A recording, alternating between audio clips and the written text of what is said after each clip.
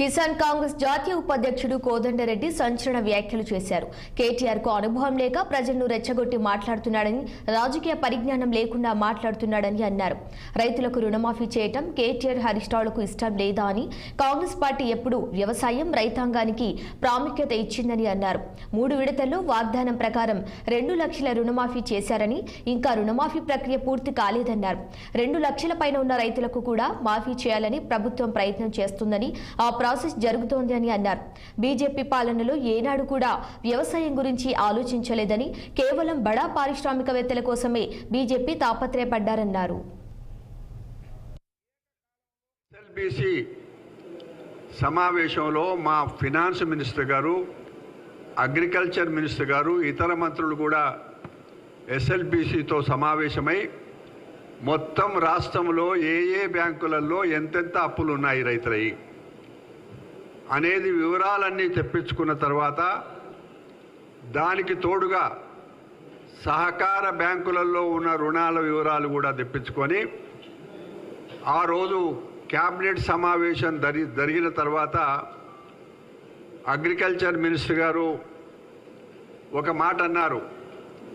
పత్రికల వాళ్ళు అడిగితే ఇది దాదాపుగా ఒక 31,000 కోట్ల రూపాయలు అప్పులుండొచ్చు, మాఫీ చేస్తామన్నమాట.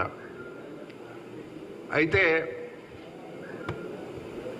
దాన్ని రాజకీయ అనుభవం లేకనా, లేకపోతే రైతులను రెచ్చగొట్టడానిక కేటీఆర్ గారు కూడా మాట్లాడిండ్రు, బీజేపీ నాయకులు కూడా మాట్లాడుతున్నారు.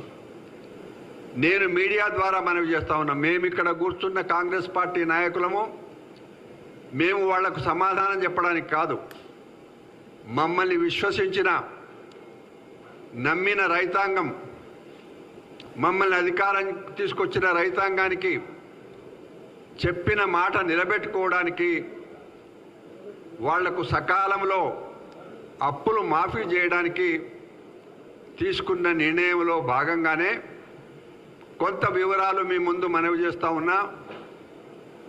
ఒక దఫాలో 1,00,000 రూపాయలు, రెండవ విడతలో 1,50,000, ఆఖరి విడత 2 లక్షల రూపాయలు ఖమ్మంలో.